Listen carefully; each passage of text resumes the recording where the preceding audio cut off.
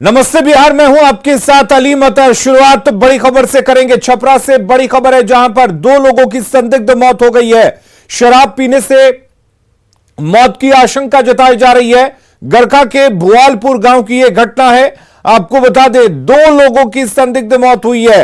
शव को पोस्टमार्टम के लिए भेजा गया है।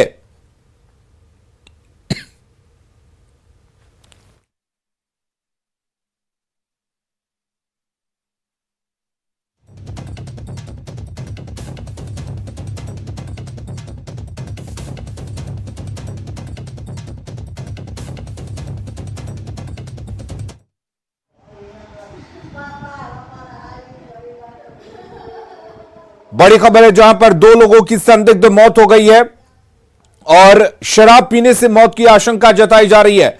आपको बता दें कल ही छपरा में पुलिस ने मकेर में हुई जहरीली शराब कांड के मुख्य आरोपी को गिरफ्तार किया था, लेकिन आज एक बार फिर से 2 लोगों की संदिग्ध मौत की खबर है और यह मौत शराब पीने से हुई है, ऐसी आशंका जताई जा रही है। तो बड़ी खबर इस वक्त आपको बता रहे हैं, गरखा के भुआलपुर गांव में 2 लोगों की संदिग्ध मौत हो गई है। शराब पीने से मौत की आशंका जताई जा रही है। और संतोष हमारे साथ जुड़े हुए हैं। संतोष, कल ही पुलिस बड़े बड़े दावे कर रही थी, मुख्य आरोपी को गिरफ्तार किया गया था, लेकिन आज फिर 2 लोगों के संदिग्ध मौत की खबर और आशंका यह जताई जा रही है कि जहरीली शराब पीने से मौत हुई है। जी देखिए, कल ही एक जो मकेर शराब कांड का मुख्य आरोपी था उसे पुलिस ने गिरफ्तार किया था और पुलिस ने दावा किया था कि उस नेटवर्क को तोड़ दिया जाएगा। लेकिन पहले भी मैं बता दूं कि जब 13 लोगों की मौत हुई तो पुलिस ने आशंका व्यक्त की थी कि हो सकता है कि ये जो जहरीली शराब है उसे कहीं छुपा कर रखा गया हो और उसका सेवन करने से और भी लोगों की मौतें हो सकती है। और लगातार पुलिस छापेमारी कर रही थी, लोगों से अपील भी कर रही थी कि उस शराब की खेप को डिस्ट्रॉय कर दिया जाए, वो शराब घातक हो सकता है। और बिल्कुल वही आशंका सही साबित हुई है। बिल्कुल जिस जगह ये घटना हुई थी, मकेर से सटा हुआ इलाका है गरखा का, और वहां पे ये 2 लोग मौत के मामले सामने आए हैं। और जैसा परिजन बता रहे हैं अभी तक कि दोनों ने शराब का सेवन किया था, उसके बाद उनकी मौत हुई है। तो पुलिस काफी हरकत में है, वहां कल से ही छापेमारी चल रही है, रात से ही वहां डीएसपी कैंप किए हुए हैं, लगातार उस इलाके की सर्च ऑपरेशन चलाया जा रहा है। लेकिन जो सबसे बड़ा सवाल है कि बार बार ये मामले जो सामने आ रहे हैं उससे कहीं ना कहीं शराबबंदी पर सवाल जरूर उठ रहे हैं। जो जिस स्टेट में ये दावा किया जा रहा है कि शराब पूरी तरह से बंद है, वहां लोग शराब पी करके अपनी जान गंवा रहे हैं। तो इसको लेकर के सवाल खड़े हो रहे हैं, विपक्ष भी लगातार सवाल उठा रहा है और अब तो राजनीतिक घटनाक्रम भी बदले हैं। तो कहीं ना कहीं इसको लेकर के एक हल्ला जरूर मचेगा, क्योंकि पिछले अगर इस महीने की बात कर ले तभी तक 15-16 लोगों के मौत के मामले सामने आ चुके हैं। तो कहीं ना कहीं बड़ा सवाल उठता है कि शराबबंदी वाले स्टेट में इस तरह की घटनाएं लगातार हो रही है और लोग मर रहे हैं। और फिलहाल जो दोनों शव है उनको पोस्टमार्टम के लिए छपरा सदर अस्पताल है, दोनों ही अलग अलग परिवारों के हैं और लेकिन गांव एक ही है। तो प्रशासन उस गांव में फिलहाल सर्च ऑपरेशन चला रहा है, पोस्टमार्टम का इंतजार है। पुलिस का कहना है कि मामला जरूर सामने आया, लेकिन पुलिस अभी इसकी पुष्टि नहीं कर रही है। पुलिस का कहना है कि पोस्टमार्टम के बाद जो रिपोर्ट आएगा उसके बाद ही स्पष्ट हो पाएगा कि वास्तव में मौत का कारण क्या है। लेकिन परिजन जरूर कह रहे हैं कि दोनों ही केस में लोगों ने शराब का सेवन किया था, तबीयत बिगड़ी, बेचैनी के बाद उनकी मौत हुई है। तो कहीं ना कहीं जहरीली शराब का सिम्टम है ये, और लोग ये मान के चल रहे हैं कि शराब पीने से ही ये मौत हुई है। चलिए, बहुत शुक्रिया संतोष आपका तमाम जानकारी देने के लिए।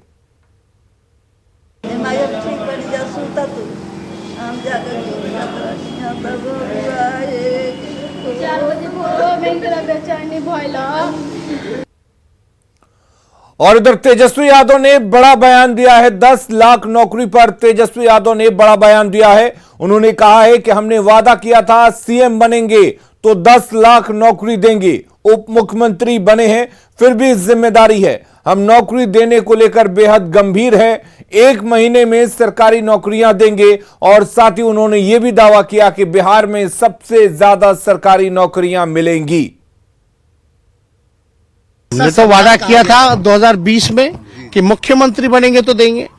तो आप अभी तो उप मुख्यमंत्री, लेकिन I am responsible because I am in the government right now. तो हम इस चीज को भूले नहीं और we are very serious on this issue. Within 1 month you will see Bihar will be the single largest job giving in government jobs. और उधर जेडीयू के राष्ट्रीय अध्यक्ष ललन सिंह ने दिल्ली में आरजेडी के राष्ट्रीय अध्यक्ष लालू यादव से मुलाकात की। आरजेडी सांसद और लालू यादव की बड़ी बेटी मिसा भारती के आवास पर ललन सिंह ने लालू यादव से मुलाकात कर उनके स्वास्थ्य की जानकारी ली, उनका हाल जाना।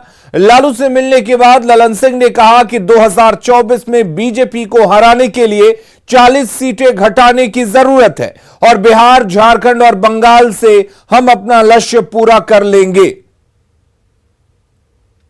लालू जी हम लोग के नेता रहे हैं पहले से, और छात्र आंदोलन से हम लोग के नेता रहे, 1974 के आंदोलन से। तो वो बीमार थे, उनसे मिलने के लिए आए, उनको देखने आए, उनके स्वास्थ्य लाभ की कामना करने के लिए आए। इसे आशीर्वाद लिए हैं कि 2024 का चुनाव उखाड़ फेंकना है। 24 के चुनाव में इनको 40 सीट पर हराने का लक्ष्य निर्धारित करना है। बस 303 हैं और 40 सीट पर जहां हरवाए हम लोग, और 40 सीट पर हार इनकी होगी बंगाल, बिहार और झारखंड, इसी 3 राज्य से।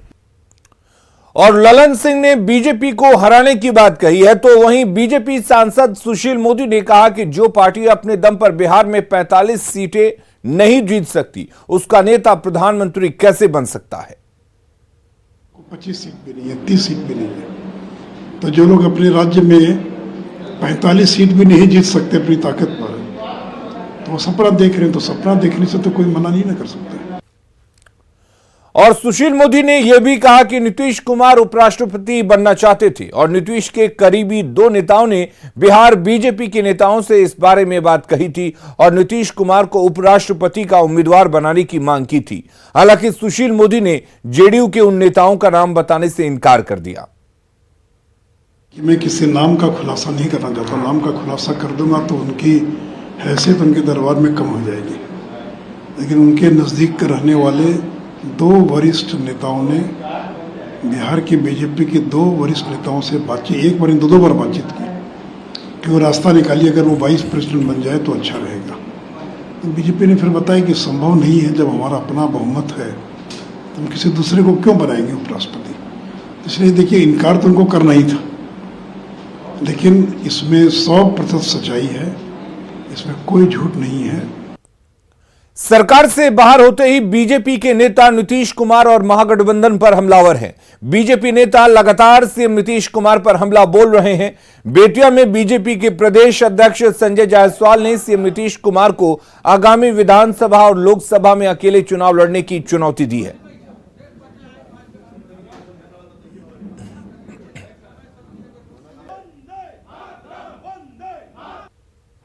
नीतीश कुमार जी के साथ कोई न बिहार में जनता है न देश में जनता है।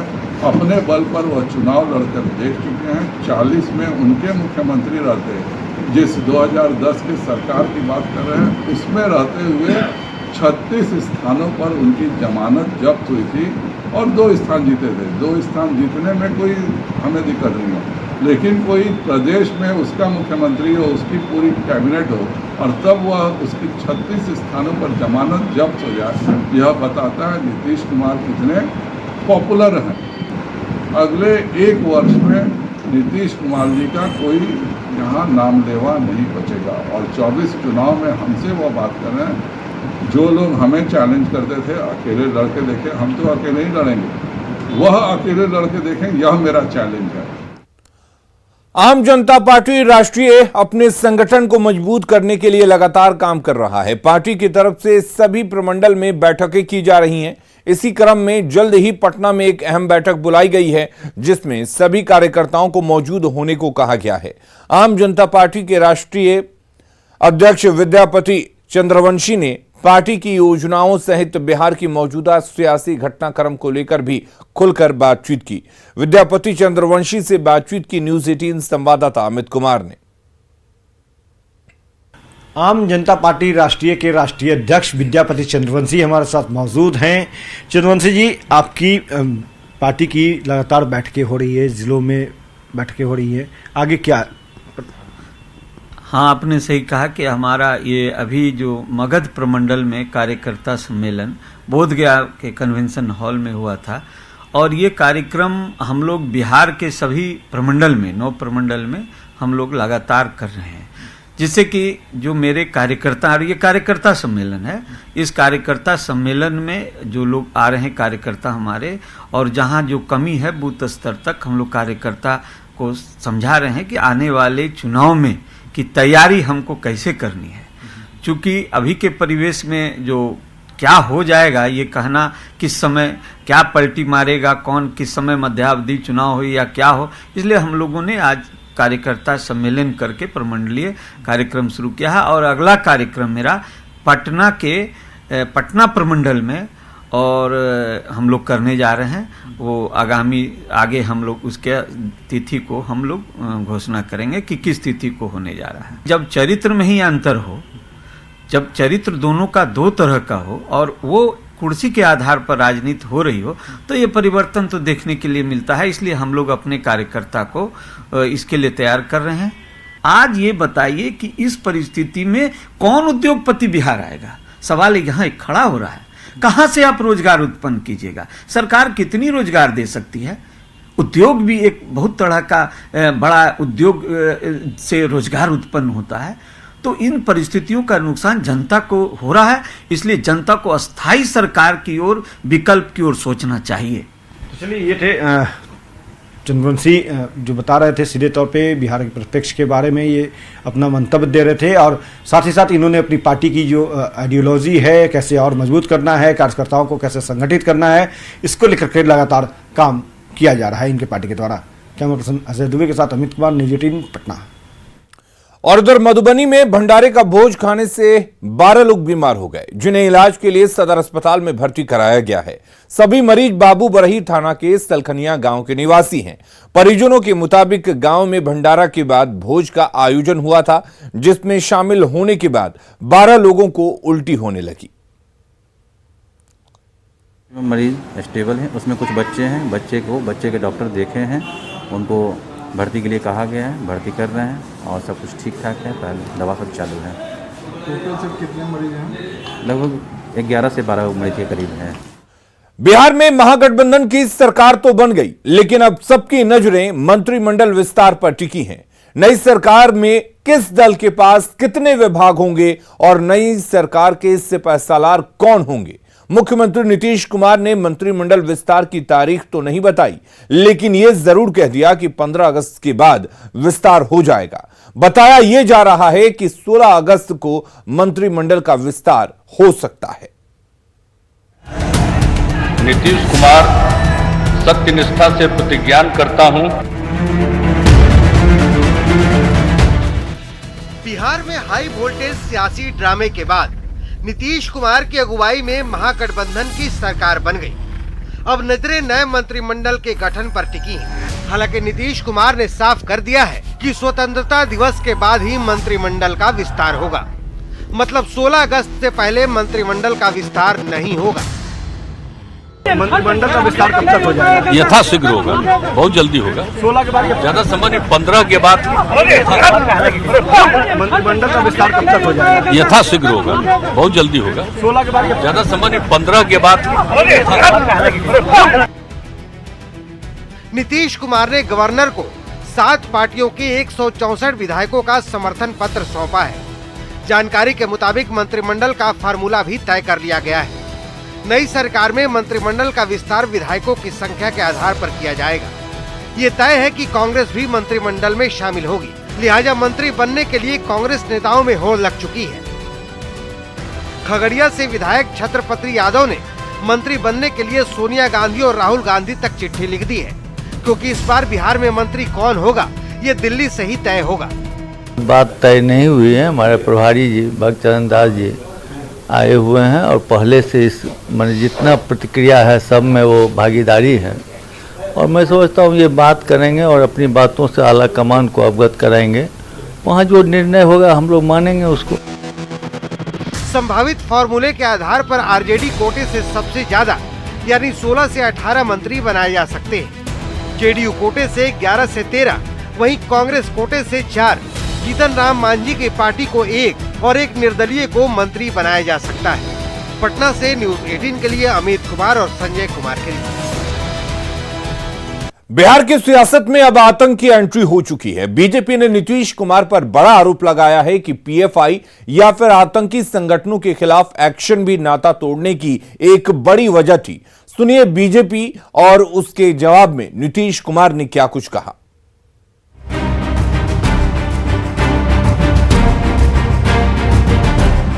बीजेपी से नाता तोड़ने के बाद नीतीश कुमार ने अपनी पहली प्रतिक्रिया में ही कहा था कि समाज में तनाव पैदा किया जा रहा था, इसलिए फैसला लेना पड़ा।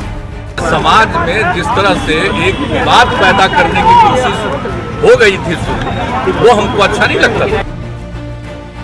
सरकार गठन के 24 घंटे के बाद बीजेपी की ओर से बड़ा हमला बोला गया है। बीजेपी नेता नितिन नवीन ने कहा है कि जब जब नीतीश कुमार खामोश होते हैं तब तब उन्मादियों को बल मिलता है, जिसका ताजा उदाहरण है पटना का फुलवारी शरीफ टेरर मॉड्यूल। जब भी हम बिहार में तनाव हुए उस समय नीतीश कुमार हमेशा खामोश नजर आए, चाहे वो प्रधानमंत्री जी पर जब हमला हुआ गांधी मैदान में, या अभी जब पूरे बिहार में पीएफआई की गतिविधि पर चर्चा शुरू हुई। मैं पूछना चाहता हूं कि क्या पीएफआई पर कार्रवाई हो रही है, इससे उनको तनाव लग रहा है? क्या उग्रवादी या उग्रवादी संगठनों पर कार्रवाई नहीं हो केवल इसलिए कि वो एक समाज विशेष से निकल के आ रहे हैं, एक समाज विशेष का केंद्र बना हुआ था, उस पर कार्रवाई हो रही है इसलिए उनको तनाव लग रहा है? अगर ये तनाव उनको लगता है तो हमें ये तनाव मंजूर है। इस पूरे मामले पर जब सीएम नीतीश कुमार से सवाल किया गया तो उन्होंने बीजेपी के आरोपों को बिल्कुल बकवास बता दिया। कह रहे हैं कि पीएफआई पर कार्रवाई हुई इसीलिए गठबंधन टूट गया, पीएफआई पे कार्रवाई हुई इसीलिए गठबंधन टूट गया। गतिविधि जो बढ़ रही है इस पर कह रहे हैं कि पीएफआई पर कार्रवाई हुई इसीलिए गठबंधन टूट गया, पीएफआई पे कार्रवाई हुई इसीलिए गठबंधन टूट गया। गतिविधि जो बढ़ रही है इस पर। दरअसल 12 जुलाई को पटना के फुलवारी शरीफ टेरर मॉड्यूल का खुलासा हुआ था। जांच में सामने आया है कि पीएफआई की आड़ में देश विरोधी गतिविधियां चल रही थी। 2047 तक भारत को मुस्लिम राष्ट्र बनाने की साजिश थी। लोगों को हथियार चलाने और धार्मिक उन्माद फैलाने की ट्रेनिंग दी जाती थी। इस मामले में पाकिस्तान कनेक्शन भी सामने आया है। पटना से न्यूज़ 18 के लिए अमित कुमार की रिपोर्ट। तो पुराने चेहरे के साथ बिहार में सरकार बदल गई। सीएम का चेहरा तो नहीं बदला, लेकिन डिप्टी सीएम का चेहरा बदल गया। कल तक जो नेता प्रतिपक्ष थे वो अब डिप्टी सीएम बन चुके हैं। इसके साथ ही तेजस्वी की सुरक्षा बढ़ा दी गई है। तेजस्वी को Z+ की सुरक्षा और बुलेट प्रूफ कार की सुरक्षा मिल चुकी है, जिसके बाद बीजेपी जो अब विपक्ष में है उसने सवाल खड़े करना शुरू कर दिया है। पूरी रिपोर्ट देखिए। मैं तेजस्वी प्रसाद यादव सत्यनिष्ठा से प्रतिज्ञा करता हूं। बिहार में महागठबंधन की सरकार बन चुकी है। नेता प्रतिपक्ष से तेजस्वी यादव अब सरकार में उप मुख्यमंत्री बन गए हैं। इसके साथ ही गृह विभाग ने तेजस्वी यादव की सुरक्षा भी बढ़ा दी है। तेजस्वी यादव को Z+ की सुरक्षा दी गई है। उन्हें बुलेट प्रूफ गाड़ी भी दी गई है। इसके पहले उन्हें Y+ की सुरक्षा मिली हुई थी। तेजस्वी यादव के उप मुख्यमंत्री बनते ही उनकी सुरक्षा व्यवस्था भी कड़ी कर दी गई है। उन्हें Z श्रेणी की सुरक्षा के साथ साथ बुलेट प्रूफ गाड़ी भी मुहैया करा दी गई है। जाहिर सी बात है, बिहार के उप मुख्यमंत्री बनने के बाद तेजस्वी यादव की सुरक्षा को बढ़ाने के पीछे एक बड़ी वजह यह भी है कि अब वो बिहार के डिप्टी सीएम बन चुके हैं। वीवीआईपी को खास श्रेणी की सुरक्षा देने का फैसला राज्य सुरक्षा समिति की अनुशंसा पर गृह विभाग करता है। गृह विभाग ने अपने ताजा आदेश में तेजस्वी की सुरक्षा बढ़ाने का आदेश जारी किया है। सरकार के फैसले पर पूर्व डिप्टी सीएम और बीजेपी सांसद सुशील मोदी ने तंज कसा है और ट्वीट पर लिखा है कि बिहार में 12 साल तक उप मुख्यमंत्री रहा, लेकिन सरकार को न मुझे बुलेट प्रूफ गाड़ी देने की जरूरत महसूस हुई, न Z+ सुरक्षा की। मामूली सुरक्षा के बीच मैंने एक पोलो रोड के सरकारी आवास से लंबे समय तक जनता की सेवा की। जिनका राजपाट आते ही जनता सहम जाती है, भला उनको किससे इतना खतरा है कि सुरक्षा बढ़ाई जा रही है। जाहिर है, सुरक्षा घेरे के जरिए बीजेपी ने विधि व्यवस्था पर गहरे सवाल खड़े किए हैं। पटना से न्यूज़ 18 के लिए आनंद अमृतराज की रिपोर्ट। बिहार में डिप्टी सीएम तेजस्वी यादव फिलहाल दिल्ली में हैं। कल शाम दिल्ली पहुंचने के बाद तेजस्वी सीधे मीसा भारती के आवास पहुंचे, जहां उन्होंने अपनी बहनों के साथ राखी बंधवाई। सभी बहनों ने अपने भाई को मिले नई जिम्मेवारी को लेकर शुभकामनाएं दी।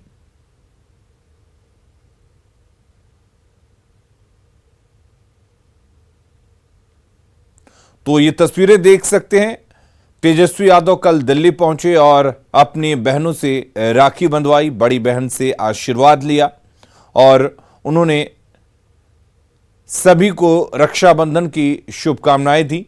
आपको बता दें पूरा परिवार एक साथ था और पूरे परिवार ने तेजस्वी यादव को नई जिम्मेदारी के लिए शुभकामनाएं दी। और खबरें लगातार जारी हैं, आप बने रहिए न्यूज़ 18 बिहार झारखंड के साथ।